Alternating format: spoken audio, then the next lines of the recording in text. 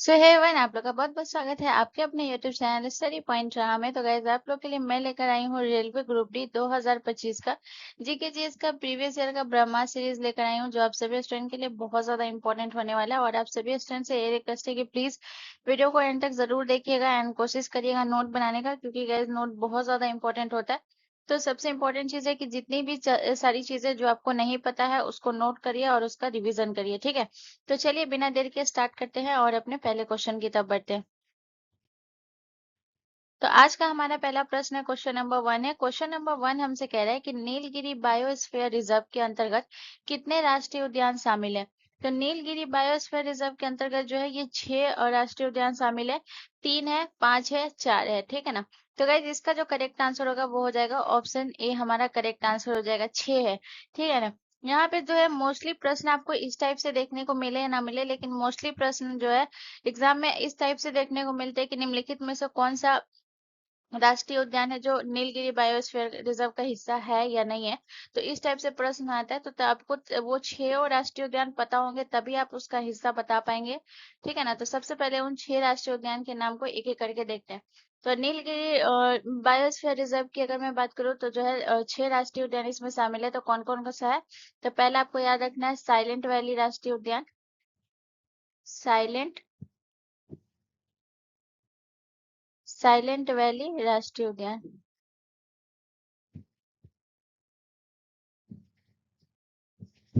ठीक है। Silent valley राष्ट्रीय उद्यान जो है ये आपके कहाँ है guys? तो याद रखिएगा साइलेंट वैली राष्ट्रीय उद्यान जो है ये आपके केरल में, ठीक है, ये भी याद रखिएगा, केरल में, ठीक है। इसके अलावा अगर मैं बात करूँ तो दूसरा आपका कौन सा हो गया, दूसरा आपको याद रखना है मुदुमलाई राष्ट्रीय उद्यान। मुदुमलाई, मुदुमलाई राष्ट्रीय उद्यान, ठीक है। तो मुदुमलाई राष्ट्रीय उद्यान जो है ये आपके कौन से राज्य में स्थित है guys? ये आपको बताना है, तो ये आप ध्यान रखिएगा। मुदुमलाई राष्ट्रीय उद्यान जो है ये तमिलनाडु में है, तमिलनाडु में, ठीक है, तमिलनाडु। इसके अलावा अगर मैं बात करूँ तो तीसरा आपका कौन सा हो गया, तीसरा आपको याद रखना है बांदीपुर राष्ट्रीय उद्यान। बांदीपुर राष्ट्रीय उद्यान, ये भी आपके नीलगिरी बायोस्फीयर रिजर्व का हिस्सा हुआ, ठीक है। बांदीपुर राष्ट्रीय उद्यान अगर मैं इसकी बात करूँ तो ये आपका कहाँ है, तो बांदीपुर राष्ट्रीय उद्यान जो है ये आपके कर्नाटक में, ठीक है। ये कहाँ है guys? तो याद रखिएगा ये है कर्नाटक में। इसके अलावा चौथा अगर मैं बात करूँ तो आपका कौन सा हो गया, चौथा हो गया आपका नागरहोल राष्ट्रीय उद्यान, ठीक है ना। चौथा आपका कौन सा हो गया, नागरहोल, नागरहोल राष्ट्रीय उद्यान। नागरहोल राष्ट्रीय उद्यान जो है ये आपका कहाँ है guys? तो याद रखिएगा नागरहोल राष्ट्रीय उद्यान जो है ये भी आपके कर्नाटक में है। नागरहोल राष्ट्रीय उद्यान ये आपका कहाँ है, ये भी आपके कर्नाटक में है। इसके अलावा अगर मैं बात करूँ पांचवा आपका कौन सा हो गया, पांचवा हो गया आपका मुकुर्थी राष्ट्रीय उद्यान, ठीक है। पांचवा आपका कौन सा हो गया, मुकुर्थी, मुकुर्थी राष्ट्रीय उद्यान। और जो है छठा आपका कौन सा हो गया गाइस, छठा आपका हो गया सत्यमंगलम राष्ट्रीय उद्यान, ठीक है ना। सत्यमंगलम,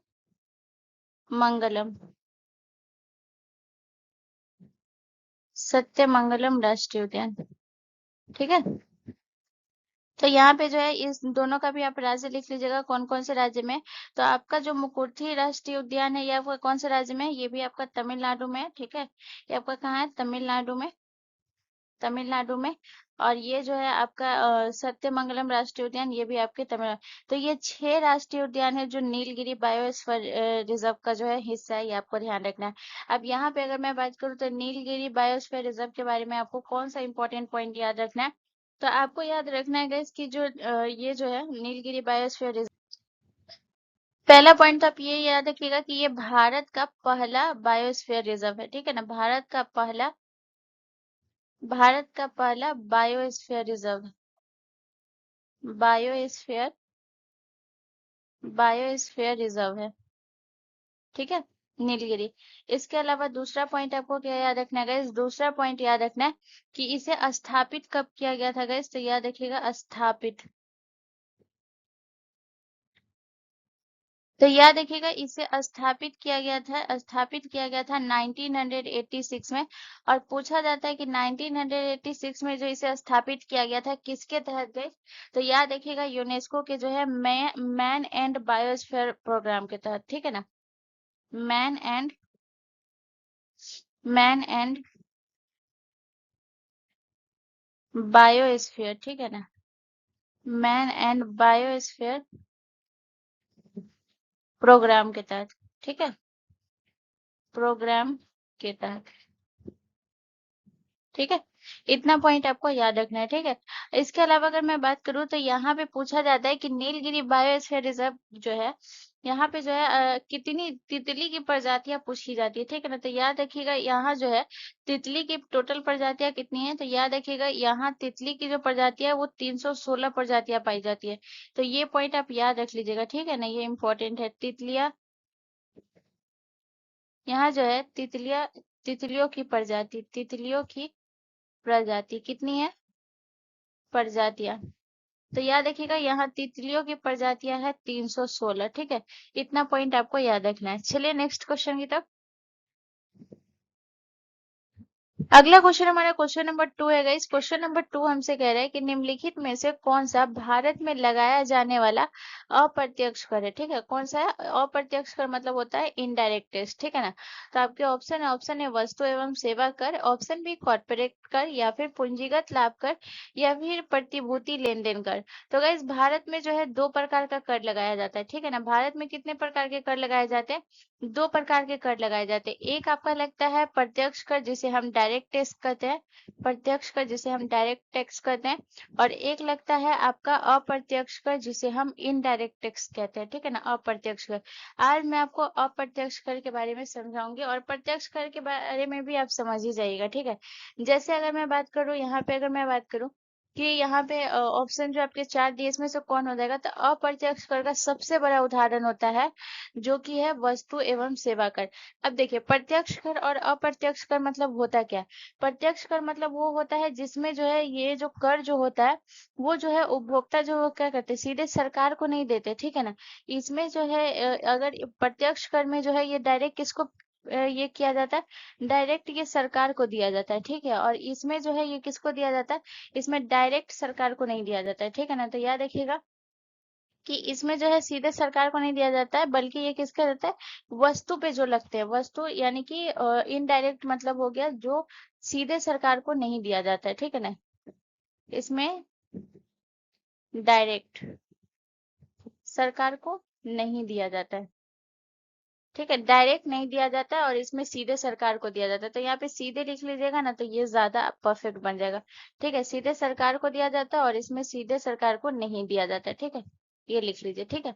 अब यहाँ पे मैं आपको बताती हूँ, जैसे कि वस्तु एवं सेवा कर की अगर मैं बात करूँ तो ये वस्तु जो है ये आपका किस पे लगता है, वस्तु एवं सेवा कर जो है ये वस्तुओं और सेवा पर लगाया जाने वाला जो कर हुआ, ठीक है ना। तो ये आपका अप्रत्यक्ष कर हुआ। अब बाकी ये तीन जो है ये आपका प्रत्यक्ष कर में आता है। अब प्रत्यक्ष कर में कैसे आता है, जैसे कि अगर मैं आपको कॉर्पोरेट टैक्स की बात करूं तो कॉर्पोरेट टैक्स जो है ये किस पे लगता है, ये कंपनियों के लाभ पर लगता है, ठीक है ना। ये जो है ये किस पे लगता है, कंपनियों के लाभ पर लगता है, ठीक है, लाभ पर लगता है। इसके अलावा अगर मैं बात करूं जो आपका पूंजीगत लाभ है, इस पूंजीगत लाभ जो है ये किस पे लगता है, ये भी आपका प्रत्यक्ष कर है, यानी कि ये पैसा सीधे सरकार लेती है। तो ये जो पूंजीगत लाभ है ये यानी कि संपत्ति बेचने पर जो लाभ होता है ना उस पे, ठीक है ना। तो संपत्ति बेचने पर हुए लाभ पर, ठीक है ना। तो लिख लीजिए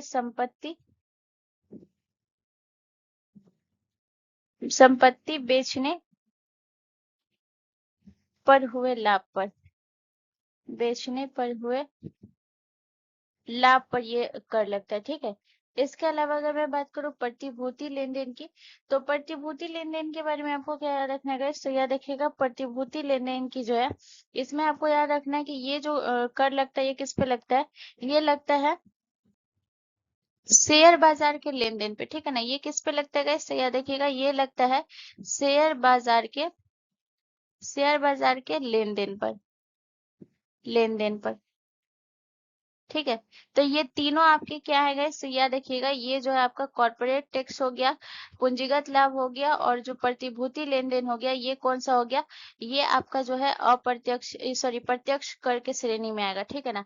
और जो है वस्तु एवं सेवा कर अप्रत्यक्ष, वस्तु एवं सेवा कर में जो है यहाँ पे मैं आपको समझाई दी हूँ कि ये वस्तु और सेवा पर लगाया जाने वाला कर जो है, जो आपका जीएसटी होता है, ठीक है ना, ये आपका कौन सा है, जीएसटी, जिसे हम जानते हैं, ठीक है, ये जो कि वस्तु एवं सेवा पे लगाया जाता है। अब जैसे मैं आपको यहाँ पे कुछ बता देती हूँ जो अप्रत्यक्ष कर है, तो यहाँ पे मैं कुछ अप्रत्यक्ष कर का यहाँ पे मैं आपको लिखाऊंगी, ठीक है ना। तो जैसे कि अगर मैं बात करूँ और कौन कौन सा आपका, जैसे सीमा शुल्क, ठीक है ना, अप्रत्यक्ष कर में आएगा सीमा शुल्क, सीमा शुल्क अप्रत्यक्ष कर में आएगा, ठीक है। इसके अलावा अगर मैं बात करूँ तो जैसे हो गया आपका जो है उत्पाद शुल्क, ठीक है, दूसरा आपको याद रखना है उत्पाद शुल्क, उत्पाद शुल्क। इसके अलावा उत्पाद शुल्क के बाद जो है आपको क्या याद रखना है, उत्पाद शुल्क के बाद एक और याद रखिएगा, कौन सा है, इससे याद रखिएगा, एक लगता है आपका टोल टैक्स, ठीक है ना, टोल टैक्स, एक याद रखिएगा टोल टैक्स। तो अब ये जो है लगता है कहाँ पे, ये भी मैं आपको बता देती हूँ। जैसे अगर मैं सीमा शुल्क की बात करूँ, तो सीमा शुल्क जो है ये आपका लगता है, सीमा शुल्क जिसे हम क्या कहते हैं, कस्टम ड्यूटी, ठीक है ना, जिसे हम कस्टम ड्यूटी कहते हैं, ये किस पे लगता है, तो ये जो शुल्क लगता है ये आयात आयात और निर्यात पे लगता है, ठीक है ना, ये शुल्क किस पे लगता है, आयात और निर्यात पे, ठीक है। और ये जो है आपका उत्पाद शुल्क, उत्पाद शुल्क जो है ये किस पे लगता है गाइस, तो उत्पाद शुल्क जिसे हम एक्साइज ड्यूटी कहते हैं, ये लगता है आपके शराब और पेट्रोल पे, ठीक है ना, ये किस पे लगता है, ये लगता है आपके शराब शराब और पेट्रोल पे, ठीक है ना, शराब और पेट्रोल पर, ठीक है, शराब और पेट्रोल पर ये लागू होता है। इसके अलावा एक है आपका टोल टैक्स, टोल टैक्स आपने देखा होगा, जो सड़कों और पुल पे जो लगता है, टोल प्लाजा वगैरह आप देखते हैं वहां पे देते हुए टैक्स देखे होंगे आप, तो वो होता है आपका टोल टैक्स आता है, ठीक है ना, जिसे ये किस कहाँ पे लगता है, तो लिख लीजिएगा, ये लगता है आपके सड़कों सड़कों और पुल पर, ठीक है। तो होपफुली आप समझ गए होंगे प्रत्यक्ष कर और अप्रत्यक्ष कर में, जिसमें जो है ये आपका जो है पूछा जाता है कि कस्टम ड्यूटी या फिर सीमा शुल्क जो है ये आपका किस प्रकार का कर है, प्रत्यक्ष कर है अप्रत्यक्ष कर है, ये पूछा जाता है, ठीक है ना। तो ये सब आपको याद रखिएगा, ये सब बहुत इंपॉर्टेंट है, ठीक है। चलिए नेक्स्ट क्वेश्चन की तरफ चलते हैं। अगला क्वेश्चन हमारा क्वेश्चन नंबर 3 है। इस क्वेश्चन नंबर 3 कह रहा है कि भारत में निर्वाचन आयोग किस अनुच्छेद के तहत स्थापित किया गया। तो भारत में निर्वाचन आयोग अनुच्छेद 320 के तहत, अनुच्छेद 324 के तहत, अनुच्छेद 330 के तहत, या फिर अनुच्छेद 340 के तहत। तो गाइस इसका जो करेक्ट आंसर होगा वो हो जाएगा ऑप्शन बी, हमारा करेक्ट आंसर हो जाएगा। अनुच्छेद 324 के तहत जो है ये निर्वाचन आयोग की स्थापना की गई है। सबसे पहले अगर मैं निर्वाचन आयोग के बारे में बात करूंगा, तो ये आपको याद रखना है कि इसकी जो स्थापना की गई है, निर्वाचन आयोग की ये स्थापना कब हुई है, ये आपको याद रखना है, ठीक है। तो याद रखिएगा, निर्वाचन आयोग की जो स्थापना हुआ है वो हुआ है 25 जनवरी 1950 को, ठीक है। कब हुआ है, 25 जनवरी 25 जनवरी 1950 को, ठीक है। इसके अलावा अगर मैं बात करूँ तो आपको याद रखना है कि 25 जनवरी को ही राष्ट्रीय मतदाता दिवस के रूप में मनाया जाता है, ठीक है। 25 जनवरी को राष्ट्रीय मतदाता दिवस, मतदाता राष्ट्रीय मतदाता दिवस के रूप में मनाया जाता है, ठीक है। इसके अलावा अगर मैं बात करूँ तो याद रखिएगा कि निर्वाचन आयोग से संबंधित आपका कौन सा अनुच्छेद है और कौन सा भाग है, ये आपको याद रखना है, ठीक है। तो याद रखिएगा ये जो है अनुच्छेद 324 में तो इसकी स्थापना के बारे में दिया हुआ है, ठीक है। लेकिन निर्वाचन आयोग के बारे में जो है ये आपके आर्टिकल 324 से लेकर 329 तक, 329 तक इसका प्रावधान है, याद रखिएगा। और ये कौन से भाग में है निर्वाचन आयोग, तो याद रखिएगा ये है भाग 15 में, ठीक है। कौन से भाग में है, भाग 15 में, ठीक है। इसके अलावा अगर मैं बात करूँ तो याद रखिएगा निर्वाचन आयोग में टोटल कितने सदस्य होते हैं गाइस, तो याद रखिएगा निर्वाचन आयोग में टोटल 3 सदस्य होते हैं, ठीक है। कितने सदस्य होते हैं, 3 सदस्य होते हैं।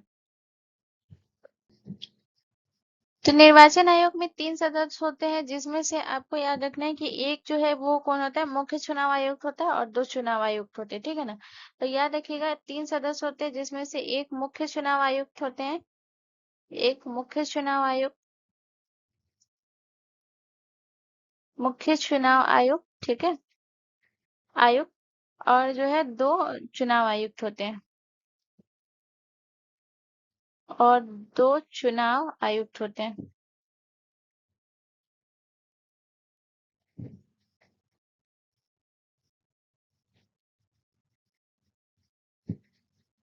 ठीक है। इसके अलावा अगर मैं बात करूँ तो और आपको क्या याद रखना है गाइस कि ये जो निर्वाचन आयुक्त होते हैं गाइस, इनका काम क्या होता है, ठीक है ना, इनका काम क्या होता है, इनका काम होता है जो लोकसभा, राज्यसभा, राष्ट्रपति, उपराष्ट्रपति, राज्य विधानसभा का जो चुनाव का संचालन जो कराती है, वो कौन कराती है, निर्वाचन आयोग। तो यहाँ पे प्रश्न आपसे ये एग्जाम में पूछा जाता है कि निम्नलिखित में से किसका जो है चुनाव का संचालन जो है निर्वाचन आयोग कराती है, तो वो ऑप्शन दे देंगे, ठीक है ना, तो ये आपको पता होना चाहिए। तो इस ये जो है किसका किसके चुनाव का संचालन करती है, तो याद रखिएगा ये करती है लोकसभा, लोकसभा, ठीक है, राज्यसभा, लोकसभा, राज्यसभा। इसके अलावा आपको याद रखना है राष्ट्रपति, राष्ट्रपति, उपराष्ट्रपति,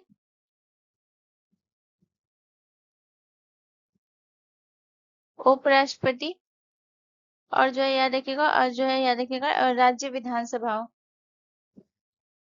और राज्य विधानसभाओं, राज्य विधानसभाओं।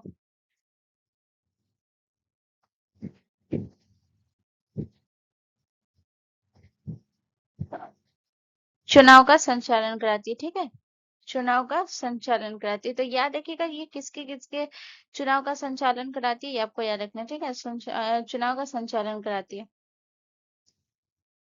तो इतना पॉइंट आपको याद रखना है। इसके अलावा अगर मैं बात करूँ तो एक पॉइंट और याद रखिएगा कि ये जो मुख्य चुनाव आयुक्त होते हैं और 3 सदस्य जो होते हैं इसमें, इसकी जो है अगर पूछा जाए इन 3 सदस्य की जो है ये नियुक्ति किसके द्वारा होती है, ये बहुत बार एग्जाम में पूछा भी गया है। तो ये आप नोट कर लीजिएगा, इसकी नियुक्ति जो होती है वो किसके द्वारा होती है, इसकी नियुक्ति होती है राष्ट्रपति के द्वारा, ठीक है। ये 3 सदस्य जो होते हैं इसकी नियुक्ति किसके द्वारा होती है। कभी कभी एग्जाम में प्रश्न इस टाइप से भी पूछा जाता है कि जो है निर्वाचन आयोग के जो मुख्य चुनाव आयुक्त होते हैं उनकी नियुक्ति किसके द्वारा की जाती है, ये पूछा जाता है, ठीक है ना, तो याद रखिएगा। चलिए नेक्स्ट क्वेश्चन की तरफ। अगला क्वेश्चन हमारा क्वेश्चन नंबर 4 है गाइस। क्वेश्चन नंबर 4 हमसे कह रहा है कि पेंगोंग झील किस राज्य या फिर केंद्र शासित प्रदेश में स्थित है। तो केरल में है, राजस्थान में है, लद्दाख में है, या फिर जम्मू और कश्मीर में। तो गाइस इसका जो करेक्ट आंसर होगा वो हो जाएगा ऑप्शन सी, हमारा करेक्ट आंसर हो जाएगा लद्दाख में, ठीक है ना। पेंगोंग झील जो है ये आपके लद्दाख में स्थित है। इसके अलावा अगर मैं पेंगोंग झील के बारे में एक एक पॉइंट पूरा क्लियर करेंगे। सबसे पहले अगर हम बात करेंगे तो याद रखिएगा ये जो है पूछा जाता है कि ये लद्दाख के कौन से जिले में है, तो याद रखिएगा ये लद्दाख के लेह जिले में स्थित है, ठीक है ना। कौन से जिले में स्थित है, लेह जिले में स्थित है, लेह जिले में स्थित है। इसके बाद अगर हम बात करेंगे गाइस तो ये हो गया लेह जिले में स्थित है। दूसरा आपको इसकी लंबाई याद रखना है, ठीक है ना। पेंगोंग झील की लंबाई कितनी है गाइस, तो यह देखिएगा पेंगोंग झील की लंबाई जो है ये लगभग 134 किलोमीटर है, ठीक है ना। ये कितना है गाइस, तो यह देखिएगा लगभग 134 किलोमीटर है, 134 किलोमीटर। इसके अलावा अगर हम बात करें गाइस तो याद रखिएगा पेंगोंग झील जो है ये आपके ये कैसी झील है, एक खारे पानी की झील है, ठीक है ना। पेंगोंग झील जो है ये खारे पानी की झील है, खारे पानी की झील है, खारे पानी की झील है। इसके अलावा आपको याद रखना है कि ये पेंगोंग झील जो है याद रखिएगा ये भारत और चीन के बीच फैली हुई है, भारत और चीन के बीच, ठीक है ना, भारत और चीन के बीच फैली है, चीन के बीच फैली है। इसके अलावा याद रखिएगा ये भारत और चीन के बीच तो फैली है लेकिन सबसे ज्यादा जो है ये चीन में है, ठीक है ना। चीन में अगर हम बात करें तो जो 60% जो है याद रखिएगा 60% हिस्सा जो है याद रखिएगा ये चीन के तिब्बत क्षेत्र में, ठीक है, याद रखिएगा इसका। पेंगोंग झील का जो है 60% हिस्सा जो है ये किस कहाँ है guys? चीन के तिब्बत क्षेत्र में, चीन के तिब्बत क्षेत्र में, चीन के तिब्बत क्षेत्र में, ठीक है, तिब्बत क्षेत्र में। तो ये हो गया आपके जो है पेंगोंग झील के बारे में, जो कि आपके लिए इम्पोर्टेंट पॉइंट था जो मैंने बता दिया। अब यहाँ पे अगर मैं बात करूँ जम्मू कश्मीर में आपको कौन सा झील है गाइस? तो जम्मू कश्मीर में है आपका जो है कौन सा झील है? ये है आपका भारत की जो सबसे बड़ी मीठे पानी की झील कौन सी है? वुलर झील। ठीक है ना? तो याद रखिएगा ये जो है कौन सी झील है? वुलर झील। वुलर झील, ठीक है ना? वुलर झील कहाँ है? जम्मू कश्मीर में। और याद रखिएगा वुलर झील जो है ये भारत की सबसे बड़ी मीठे पानी की झील है। भारत की सबसे बड़ी मीठे पानी की झील। सबसे बड़ी मीठे पानी की झील।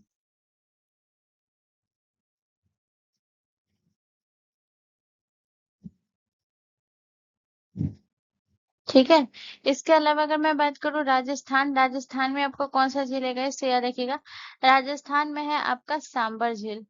सांबर झील कहाँ है गाइस? तो याद रखिएगा सांबर झील जो है ये आपके राजस्थान में है। और इसके अलावा अगर मैं बात करूँ केरल में आपका कौन सा झील है गाइस? तो याद रखिएगा केरल में है आपका वेबनाड झील। ठीक है ना? याद रखिएगा केरल में कौन सा झील है गाइस? तो याद रखिएगा वेम्बनाड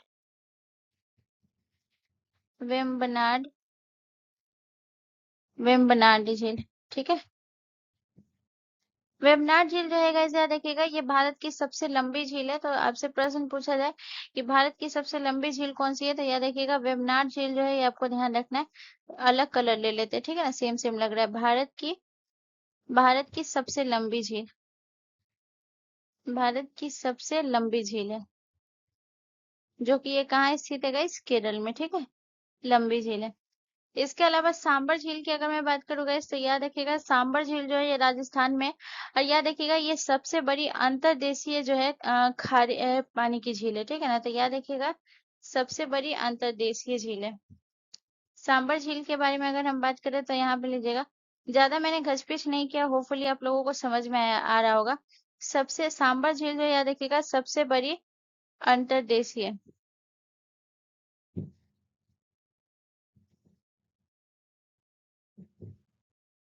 अंतर्देशीय झील है। सॉरी खारे पानी की झील है। ठीक है ना? खारी झील है।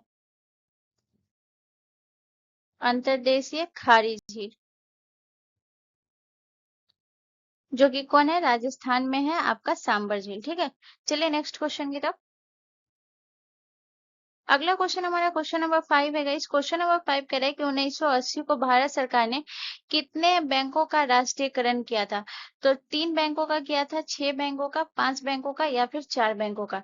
तो गाइस याद रखिएगा 1980 में जो है इन्होंने जो है भारत सरकार ने जो है 6 बैंकों का राष्ट्रीयकरण किया था। और यहाँ पे सबसे पहले अगर मैं बात करूँ तो यहाँ पे 1980 सिर्फ दिया हुआ है, लेकिन अगर पूरा डेट की अगर बात करें तो कभी कभी जो है पूरा डेट दे देता है कि कब इसका 6 बैंकों का राष्ट्रीयकरण किया गया। अगर प्रश्न आपसे ये रहेगा तो ये डेट याद रखिएगा 15 अप्रैल 1980। इसमें 6 बैंकों का राष्ट्रीयकरण किया गया था। ठीक है ना? और याद रखिएगा सबसे पहले अगर मैं बात करूं कि ये जो है किसके काल में 6 बैंकों का जो राष्ट्रीयकरण हुआ था, तो याद रखिएगा किसके काल में हुआ था? प्रधानमंत्री जो थी उस टाइम में कौन थी? इंदिरा गांधी के कार्यकाल में। इंदिरा इंदिरा गांधी के कार्यकाल में। ठीक है। इसके अलावा अगर मैं बात करूं इससे पहले भी जो है बैंकों का राष्ट्रीयकरण हुआ था। तो याद रखिएगा इससे पहले कब हुआ था? 1969 में। ठीक है। 1969 में जो याद रखिएगा 14 निजी बैंकों का, ठीक है ना? याद रखिएगा 14 निजी बैंकों का जो है राष्ट्रीयकरण हुआ था। निजी बैंकों का राष्ट्रीयकरण हुआ। राष्ट्रीयकरण, ठीक है। तो 1980 में जो है ये 6 बैंकों का राष्ट्रीयकरण हुआ था। और 1969 में जो है ये 14 बैंकों का राष्ट्रीयकरण हुआ था। 1980 में जो 6 बैंकों का राष्ट्रीयकरण किया गया था, तो इन 6 बैंकों का राष्ट्रीयकरण उन्हीं बैंकों का किया गया था जिनका व्यापार जो है 200 करोड़ से अधिक था। ठीक है ना? तो यह देखिएगा किन बैंकों का किया गया था जिनका व्यापार व्यापार व्यापार 200 करोड़ से अधिक था। 200 करोड़ से अधिक था। ठीक है। अब यहाँ पे अगर मैं बात करूँ तो 6 जो बैंकों का राष्ट्रीयकरण किया गया था, तो 6 कौन-कौन से बैंक थे जिसका राष्ट्रीयकरण किया गया था? तो इसमें आपको याद रखना है, सबसे पहले आपको याद रखना है Andhra bank. Andhra bank, Andhra bank का राष्ट्रीयकरण किया गया था। इसके अलावा अगर मैं बात करूँ तो ये हो गया आपका new bank of India, new bank of India, new bank of India, ठीक है, न्यू बैंक ऑफ इंडिया। इसके अलावा अगर बात करूँ तो Punjab and Sindh bank, Punjab and Sindh bank, ठीक है। इसके अलावा अगर हम बात करें तो और कौन सा बैंक था गाइस, विजय बैंक, विजय बैंक, विजय बैंक हो गया। इसके अलावा आपको याद रखना और कौन सा था, और था आपका एक कॉर्पोरेशन बैंक था, corporation, corporation bank.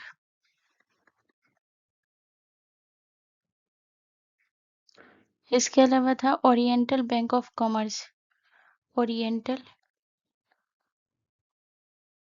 Oriental bank of commerce, bank of commerce. तो ये टोटल 6 बैंकों का राष्ट्रीयकरण किया गया था, ठीक है ना, तो ये आपको याद रखना है।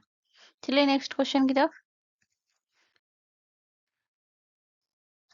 अगला क्वेश्चन हमारा क्वेश्चन नंबर 6 है गाइस। क्वेश्चन नंबर 6 हमसे कह रहा है कि संविधान संशोधन कितने प्रकार से किया जा सकता है। तो संविधान संशोधन 3 प्रकार से किया जा सकता है, 2 प्रकार से, या फिर 4 प्रकार से, या फिर 5 प्रकार से। तो गाइस इसका जो करेक्ट आंसर होगा वो हो जाएगा ऑप्शन हमारा ए करेक्ट आंसर हो जाएगा। संविधान संशोधन जो है वो 3 प्रकार से किया जाता है। अब 3 प्रकार से कौन कौन से प्रकार से किया जाता है ये आपको याद रखना है। तो सबसे पहले अगर हम बात करें तो याद रखिएगा पहला जो प्रकार होता है वो होता है साधारण बहुमत द्वारा, साधारण बहुमत द्वारा, ठीक है। इसके अलावा जो है दूसरा कौन से प्रकार से किया जाता है, दूसरा किया जाता है विशेष बहुमत द्वारा, विशेष बहुमत द्वारा, ठीक है। और तीसरा जो है ये कौन से प्रकार से किया जाता है guys? तीसरा जो किया जाता है विशेष बहुमत होना चाहिए और प्लस जो है राज्यों की सहमति होना चाहिए, ठीक है ना। तो याद रखिएगा तीसरा जो होता है वो विशेष बहुमत होना चाहिए, विशेष बहुमत, और प्लस जो और क्या होना चाहिए, राज्यों की सहमति, राज्यों की सहमति। तो ये 3 प्रकार से किया जाता है। अब कौन सा मामला ऐसा है जिसमें सिर्फ साधारण बहुमत से पास हो सकता है, कौन सा मामला ऐसा है जो जिसमें विशेष बहुमत चाहिए, और कौन सा मामला ऐसा है जिसमें विशेष बहुमत और राज्यों की सहमति दोनों चाहिए, ठीक है। तो यहाँ पे मैं आपको बता दूं, जैसे अगर मान के चलिए कि कोई भी नए राज्य का आपको गठन करना है, ठीक है। यहाँ पे अगर मैं बात करूँ कि नए राज्य का गठन करना, नए राज्यों का गठन, इसके लिए जो है गठन जो है या फिर जो है उसका नाम जो है, नाम या फिर जो है नाम में परिवर्तन, नाम में परिवर्तन, इसके लिए सिर्फ साधारण बहुमत चाहिए, ठीक है। लेकिन अगर मैं बात करूँ तो यहाँ पे जो है आपका विशेष बहुमत, विशेष बहुमत कौन से जो है कौन सा ऐसा है, जैसे अगर मौलिक अधिकारों में संशोधन करना है, ठीक है, मौलिक अधिकारों में संशोधन करना है तो विशेष बहुमत चाहिए। नए राज्यों का गठन करना हो, नाम में परिवर्तन करना हो, सीमा में परिवर्तन करना हो, ठीक है ना। तो इसके लिए सिर्फ आपको क्या चाहिए, सिर्फ जो है साधारण बहुमत होना चाहिए। और लेकिन मौलिक अधिकार में अगर संशोधन करना है, ठीक है, मौलिक अधिकार में संशोधन करना है तो विशेष बहुमत चाहिए। इसके अलावा अगर मैं बात करूँ तो याद रखिएगा न्यायपालिका के संरचना में अगर संशोधन करना है, न्यायपालिका के संरचना में अगर संशोधन करना है तो फिर इसके लिए भी विशेष बहुमत चाहिए, ठीक है। अब कौन सा ऐसा है जिसमें आपको जो है विशेष बहुमत और प्लस राज्यों की सहमति चाहिए, ठीक है ना, कौन सा ऐसा है। तो याद रखिएगा इसमें चाहिए जैसे राष्ट्रपति की चुनाव की प्रक्रिया में, राष्ट्रपति के,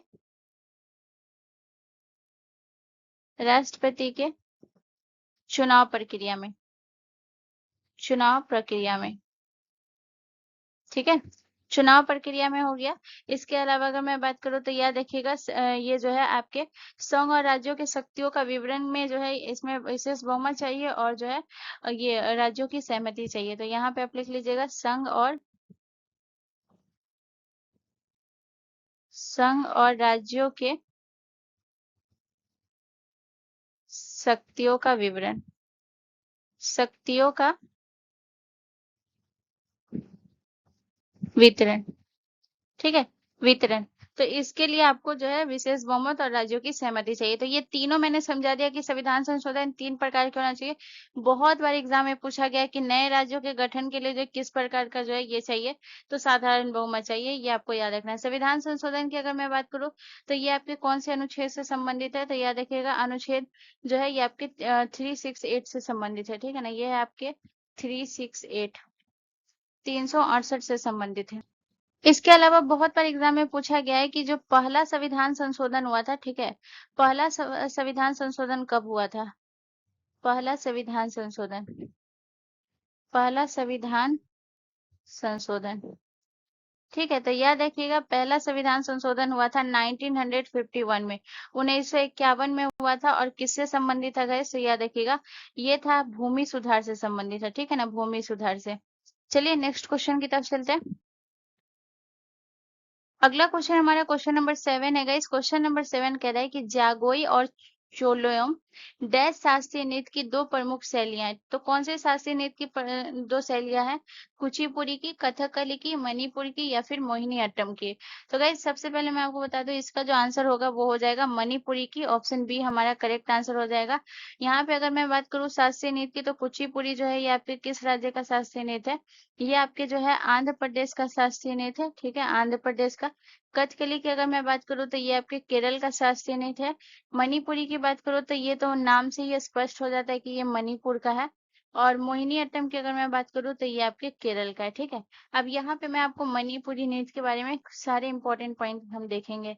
तो सबसे पहले आपको याद रखना है कि ये आपका ध्यान रखना है कि इसमें कौन-कौन सी शैलियाँ हैं, ठीक है। मणिपुरी की नृत्य की अगर मैं बात करूँ तो इसकी प्रमुख शैलियाँ कौन-कौन सी है इसके बारे में बात करेंगे। तो सबसे पहले याद रखिएगा बहुत बार इसकी शैलियाँ से बहुत एग्जाम पूछे गए, ठीक है, एग्जाम में पूछे गए। तो यहाँ पे अगर मैं बात करूँ तो लाई हरोबा, लाई हरोबा ये भी मणिपुर की शैलियाँ हैं, लाई हरोबा हो गया।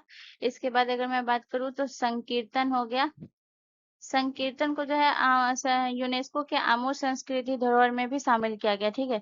संकीर्तन हो गया। इसके बाद अगर मैं बात करूँ तो ये हो जाएगा थांगता हो गया। ये भी आपके मणिपुर की शैली हो गई नृत्य। इसके अलावा अगर मैं बात करूँ तो रासलीला हो गया, रासलीला, ठीक है, रासलीला हो गया। इसके अलावा अगर मैं बात करूँ तो और कौन सा हो गया guys? तो याद रखिएगा एक हो गया आपका पुंगचोलोम, ठीक है ना, पुंगचोलोम, पुंगचोलोम, ठीक है। इसके ये सारे जो है ये आपके जो है मणिपुरी नृत्य की शैलियां हो गई, ठीक है ना। इसके अलावा अगर मैं बात करूँ तो यहाँ पे आपको याद रखना है कि जो है मणिपुरी नृत्य के जो है आपको मैं जो है पोशाक से बहुत ज्यादा इंपॉर्टेंट प्रश्न रहते हैं, ठीक है ना। तो यहाँ पे जो है यहाँ पे मैं आपको बताऊंगी महिला नर्तकी की ये पोशाक के बारे में, ठीक है ना। तो ये जो है पोशाक, ठीक है। तो पोशाक के बारे में सबसे पहले हम महिला के बारे में बात करेंगे। महिला, ठीक है। तो महिला का जो पोशाक है वो कैसा होता है? ये होता है जो पोटलोई नामक जो है ये पोशाक पहनती है, ठीक है ना, पोटलोई नामक, पोटलोई, पोटलोई नामक पोशाक पहनती है महिला, ठीक है। और जो है अगर मैं पुरुष की बात करूं तो ये आपको ध्यान रखना है पुरुष क्या पहनते हैं? पुरुष पहनते हैं धोती कुर्ता, धोती कुर्ता, और क्या पहनते हैं guys? तो याद रखिएगा धोती कुर्ता और मोर पंख मुकुट पहनते हैं, ठीक है ना, मोर पंख, मोर पंख मुकुट। मोर पंख मुकुट जो खासकर जो ये होता है ना रासलीला जो होता है ना इसमें खासकर मोर पंख मुकुट पहना जाता है, ठीक है ना। इसके अलावा ये तो पोशाक के बारे में हो गया। अब यहाँ पे मैं थोड़ा मणिपुरी के वाद्य यंत्र के बारे में बात करूँ कि इस नृत्य में जो है कौन कौन से वाद्य यंत्र का प्रयोग होता है, ठीक है। तो ये आपको याद रखना है इसमें जो होता है वो होता है आपके जो है याद रखिएगा पुंग, जो कि मणिपुरी ढोल है, ठीक है ना, पुंग। इसके अलावा अगर मैं बात करूँ तो और किसका होता है? करताल का प्रयोग होता है, करताल वाद्य यंत्र का। इसके अलावा अगर मैं बात करूँ तो पेना वाद्य यंत्र का प्रयोग होता है, ठीक है। इसके अलावा अगर मैं बात करूँ तो बांसुरी, बांसुरी का होता है, ठीक है, ये आपको याद रखना है। इसके अलावा अब यहाँ पे मैं बात करूंगी तो ये हो जाएंगे आपके प्रसिद्ध कलाकार कि मणिपुरी शास्त्रीय नृत्य से प्रसिद्ध कलाकार कौन कौन से हैं? कलाकार, तो यहाँ पे है, इसे इरेज कर देते हैं, प्रसिद्ध कलाकार, कलाकार, ठीक है। तो यहाँ पे अगर मैं बात करूँ तो ये आपको ध्यान रखना है प्रसिद्ध कलाकार। ठीक है। तो जो याद रखिएगा निर्मला मेहता, निर्मला मेहता का संबंध जो है ये किससे है? निर्मला मेहता ये जो है मणिपुरी से संबंधित है। ठीक है, निर्मला मेहता हो गई। इसके अलावा अगर मैं बात करूं झावेरी बहन, झावेरी बहने, इनका संबंध भी जो है ये किससे हो गया? मणिपुरी ने से। इसके अलावा अगर मैं बात करूं तो गुरु बिपिन सिंह, गुरु बिपिन सिंह। ठीक है, जगह नहीं है तो मैं थोड़ा इसमें लिख देती हूँ, लिख लीजिएगा। ठीक है, गुरु बिपिन सिंह, गुरु बिपिन सिंह, नीचे सिंह ले लिखना है। ठीक है, तो याद रखिएगा ये भी आपके मणिपुरी शासनीय से संबंधित है। चलिए नेक्स्ट क्वेश्चन की तरफ। अगला क्वेश्चन हमारा क्वेश्चन नंबर 8 है गाइस। क्वेश्चन नंबर 8 कह रहा है कि पोंगल किस राज्य का प्रमुख त्योहार है? पोंगल असम का है, तमिलनाडु का है, कर्नाटक का है या फिर राजस्थान का है? तो गाइस इसका जो करेक्ट आंसर होगा वो हो जाएगा ऑप्शन बी। ठीक है ना, पोंगल जो है ये तमिलनाडु का है। पोंगल की अगर मैं बात करूँ तो याद रखिएगा यहाँ से एक एक पॉइंट हम देखेंगे। सबसे पहले आपको याद रखना है कि पोंगल जो फेस्टिवल है ये 4 दिनों तक मनाया जाता है। ठीक है ना, 4 दिनों तक, 4 दिनों तक मनाया जाता है, मनाया जाता है। इसके अलावा अगर मैं बात करूँ कि ये जो फेस्टिवल है 4 दिनों तक मनाया जाता है, तो ये इन 4 दिनों को कौन कौन से नाम से जानते हैं? तो याद रखिएगा इन 4 दिनों को जानते हैं। पहले दिन को जानते हैं भोगी पोंगल के नाम से। ठीक है, पहले दिन को जानते हैं भोगी पोंगल के नाम से। इसके अलावा दूसरे दिन को जानते हैं सूर्य पोंगल के नाम से, सूर्य पोंगल, पोंगल। ठीक है, इसके अलावा तीसरा जो है ये तीसरा क्या कहलाता है? मट्टू पोंगल,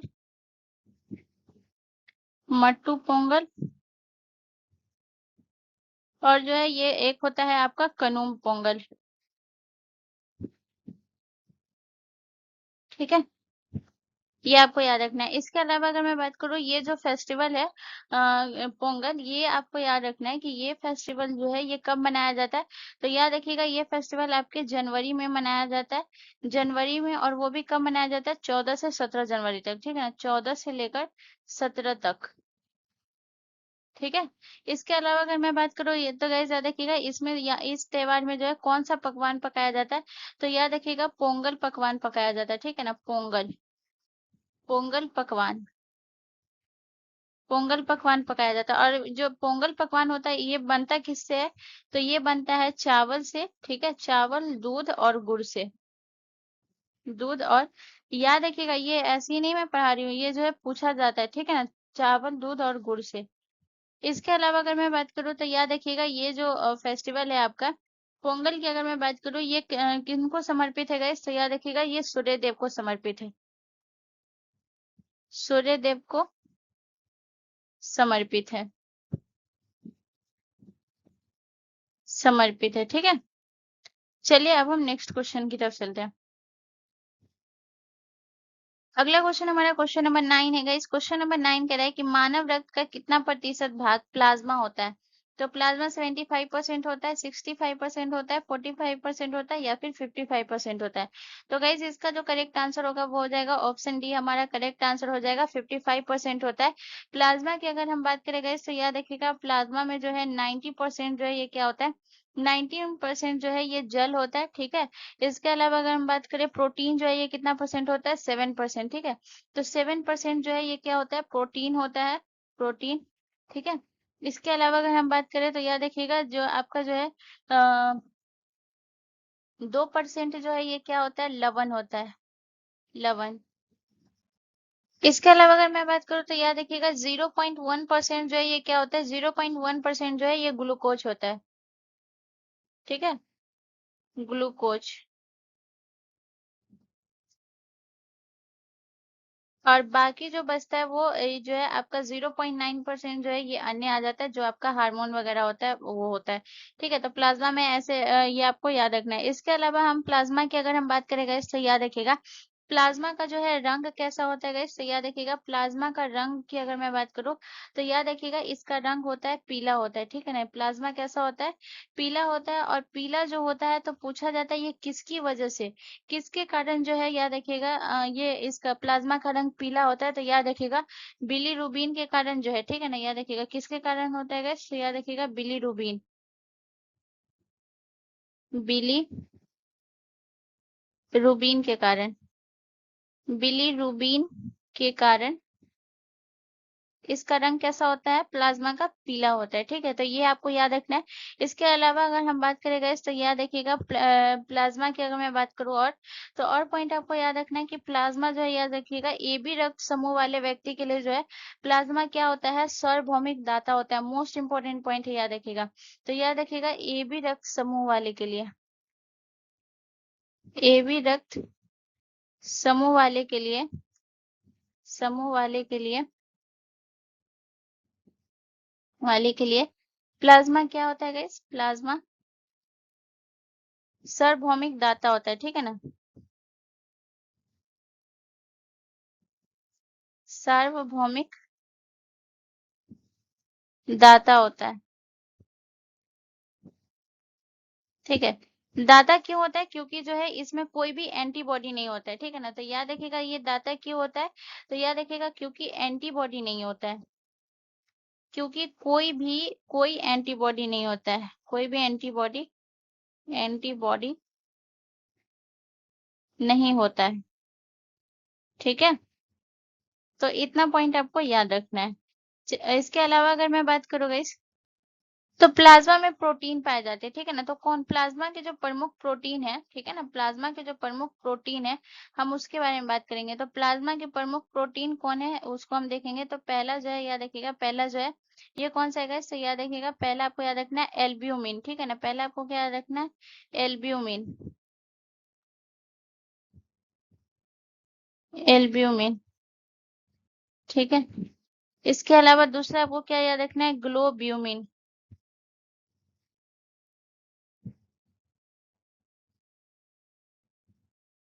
ग्लोब्यूलिन। ठीक है ना, ग्लोब्यूलिन। थोड़ा हिंदी में लिखने में थोड़ा दिक्कत हो जाता है। ठीक है ना, इसके बाद आपको याद रखना है तीसरा क्या है, फाइब्रोनिजिन, फाइब्रो फाइब्री फाइब्रिनोजेन। ठीक है, तो ये तीन प्रोटीन जो है ये पाए जाते हैं। ठीक है ना, और जो है पूछा जाता है कि प्लाज्मा में रक्त का थक्का जमाने का काम जो है ये कौन करता है, तो याद रखिएगा फाइब्रोनिजोन जो है, अगर याद रखिएगा ये जो है रक्त का थक्का जमाने का काम करते हैं। ठीक है ना, रक्त का थक्का जमाते हैं, थक्का जमाने का काम करते हैं। जमाने का काम किसका होता है गाइस, तो याद रखिएगा ये होता है फाइब्रिनोजेन का। ठीक है ना, चलिए नेक्स्ट क्वेश्चन की तरफ चलते हैं। अगला क्वेश्चन हमारा क्वेश्चन नंबर 10 है गाइस। क्वेश्चन नंबर 10 हमसे कह रहा है कि मुस्लिम लीग ने पाकिस्तान की मांग पहली बार कब उठाई थी। तो मुस्लिम लीग ने पाकिस्तान की मांग 1920 में, 1930 में, 1940 में या फिर 1947 में। तो गाइस इसका जो करेक्ट आंसर होगा वो हो जाएगा ऑप्शन आपका सी, करेक्ट आंसर हो जाएगा 1940 में। ठीक है ना, इसके अलावा अगर मैं बात करूँ तो ये आपको याद रखना है कि मुस्लिम लीग ने जो पाकिस्तान की मांग जो 1940 में रखी थी, तो किस प्रस्ताव के द्वारा, तो याद रखिएगा लाहौर प्रस्ताव। ठीक है ना, ये प्रस्ताव आपको याद रखना है लाहौर प्रस्ताव के द्वारा। ठीक है, उसके बाद अगर मैं आपको बताऊं तो यहाँ पे आपको और एक पॉइंट और नोट करिएगा कि जो रहमत अली थे गाइस, याद रखिएगा सबसे पहले पाकिस्तान का जो है नाम किसने रखा था, तो सबसे पहले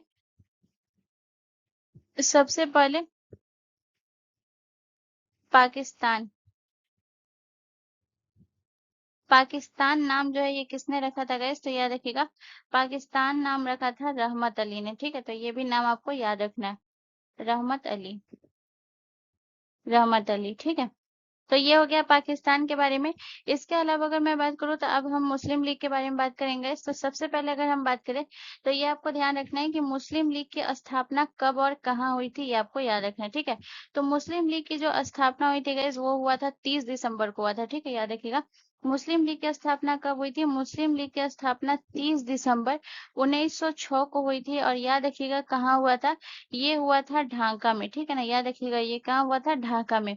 इसके अलावा अगर हम बात करें गाइस तो ये आपको याद रखना है कि जो मुस्लिम लीग के अध्यक्ष कौन थे गाइस, तो याद रखिएगा मुस्लिम लीग के अध्यक्ष थे मोहम्मद अली जिन्ना। ठीक है, मुस्लिम लीग के अध्यक्ष कौन थे गाइस, तो ये आपको ध्यान रखना है, अध्यक्ष थे मोहम्मद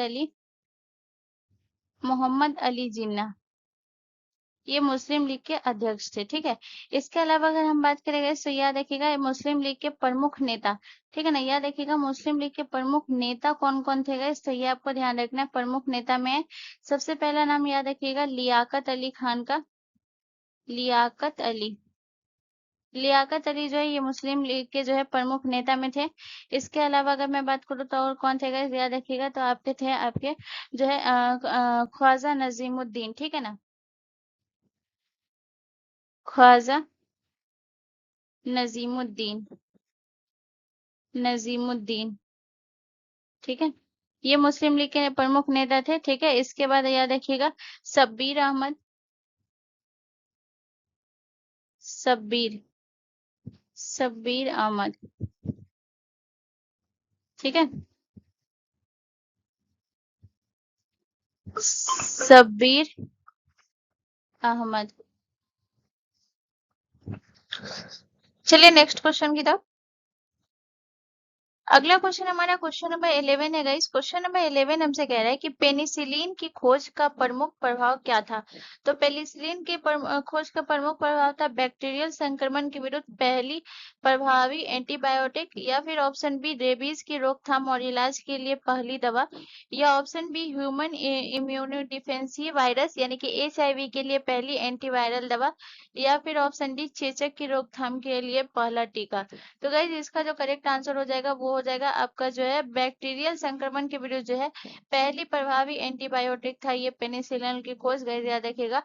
और पेनिसिलिन की जो खोज जो है ये पूछा जाता है कि इसकी खोज जो है ये किसने की थी गाइज, तो याद रखिएगा इसकी खोज जो है खोज किसने की थी और कब की थी ये आपको याद रखना है, ठीक है। तो इसकी खोज की थी अलेक्जेंडर फ्लेमिंग ने की थी, ठीक है। याद रखिएगा किसने की थी, अलेक्जेंडर, अलेक्जेंडर फ्लेमिंग ने, ठीक है। अलेक्जेंडर फ्लेमिंग ने इसकी खोज की थी, ठीक है। उसके बाद अगर मैं बात करूं कि इन्होंने कब की थी गाइस, तो याद रखिएगा 1928 में इन्होंने पेनिसिलिन की खोज की थी, याद रखिएगा। और इनके लिए जो है अलेक्जेंडर फ्लेमिंग को जो है 1945 में नोबेल पुरस्कार से भी सम्मानित किया गया था, क्योंकि जो द्वितीय विश्व युद्ध था उसमें जो है सैनिकों की जो है जान बचाने में ये बहुत अहम भूमिका निभाई थी, इसीलिए उन्हें 1945 में, ठीक है ना, 1945 में जो है इन्हें नोबेल पुरस्कार से सम्मानित किया गया, नोबेल पुरस्कार से, नोबेल पुरस्कार से सम्मानित किया गया,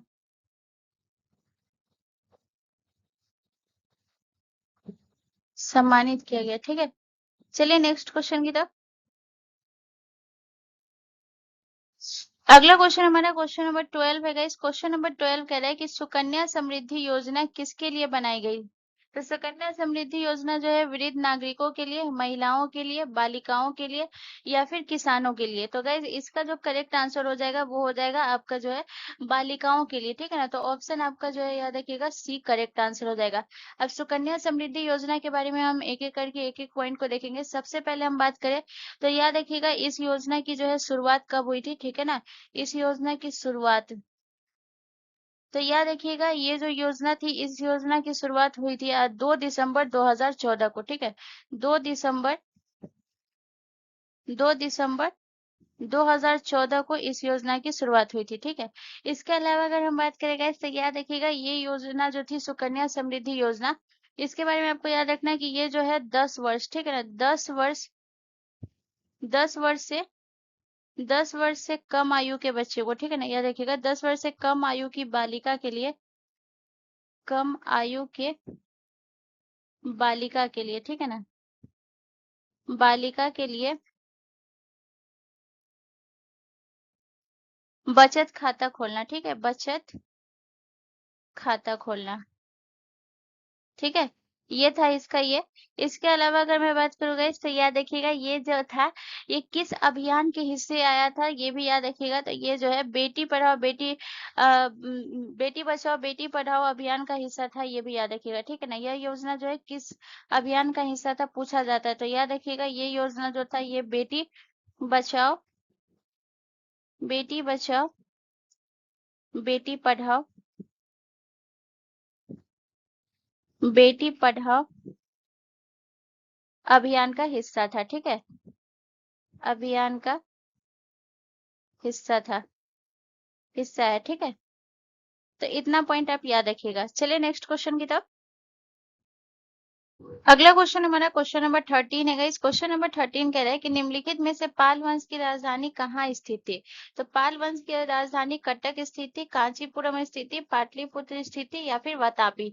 तो गाइस इसका जो करेक्ट आंसर हो जाएगा वो हो जाएगा आपका जो है पाल वंश की जो राजधानी थी वो पाटलिपुत्र स्थित थी। ठीक है, लेकिन पहले पाटलिपुत्र थी, लेकिन फिर जो है आपको ये भी याद रखना है कि पाल वंश की राजधानी बाद में मुंगेर थी। ठीक है ना, तो याद रखिएगा पहले पाटलिपुत्र थी, इसके बाद आपको याद रखना है बाद में कहाँ हो गई थी, बाद में मुंगेर हो गई थी, मुंगेर। ठीक है, तो इतना पॉइंट आपको याद रखना है। इसके बाद अगर मैं बात करूँ तो याद रखिएगा पाल वंश के संस्थापक कौन थे। तो याद रखिएगा पाल वंश के संस्थापक थे, संस्थापक। ठीक है, तो याद रखिएगा पाल वंश के संस्थापक थे गोपाल, गोपाल। ठीक है, अब यहाँ पे मैं आपको जो है कुछ वंश के लिखाऊंगी और उसका जो है राजधानी कहाँ था और उनके संस्थापक कौन थे, ये आपको ध्यान रखना है। तो सबसे पहले अगर मैं बात करूँ गैस तो याद रखिएगा ये जो है आपके चालुक्य वंश, चालुक्य वंश की राजधानी कहाँ थी गैस, तो याद रखिएगा ये थी वातापी। ठीक है ना, तो चालुक्य वंश की राजधानी थी चालुक्य वंश। ठीक है, तो इसकी राजधानी थी वातापी। इसके अलावा अगर मैं बात करूं कांचीपुरम, तो कांचीपुरम जो था ये कहाँ किसकी राजधानी थी गाइस, तो याद रखिएगा ये थी पल्लव वंश की राजधानी थी। ठीक है ना, याद रखिएगा पल्लव वंश की राजधानी। तो यहाँ पे मैं सबकी राजधानी लिखा रही हूँ, कंफ्यूज नहीं होइएगा। ठीक है ना, पल्लव वंश की राजधानी कहाँ थी, कांचीपुरम थी। इसके अलावा अगर मैं बात करूँ कटक, कटक में किसकी राजधानी थी गाइस, तो याद रखिएगा कटक में जो थी ये गंग वंश की राजधानी थी। ठीक है ना, गंग वंश की, गंग वंश की। अब यहाँ पे मैं संस्थापक भी लिखा देती हूँ, तो याद रखिएगा गंग वंश, गंग वंश के संस्थापक कौन थे गाइस, तो याद रखिएगा गंग वंश के संस्थापक कोंकणी वर्मन। ठीक है ना, याद रखिएगा गंग वंश के संस्थापक कौन थे, कोंकणी वर्मन। ठीक है, ये थे गंग वंश के संस्थापक थे। इसके अलावा अगर मैं बात करूँ पल्लव वंश, पल्लव वंश के संस्थापक कौन थे गाइस, तो याद रखिएगा सी विष्णु। ठीक है ना, पल्लव वंश के संस्थापक कौन थे, सी विष्णु, सी विष्णु। ठीक है, इसके अलावा अगर मैं बात करूं चालुक्य वंश, चालुक्य वंश के संस्थापक कौन थे, तो याद रखिएगा पुलकेशिन प्रथम। ठीक है ना, पुलकेशिन, पुलकेशिन, पुलकेशिन प्रथम। ठीक है, चलिए नेक्स्ट क्वेश्चन की तरफ। अगला क्वेश्चन हमारा क्वेश्चन नंबर 14 है गाइस। क्वेश्चन नंबर 14 कह रहा है कि भाभा परमाणु अनुसंधान केंद्र कहाँ स्थित है।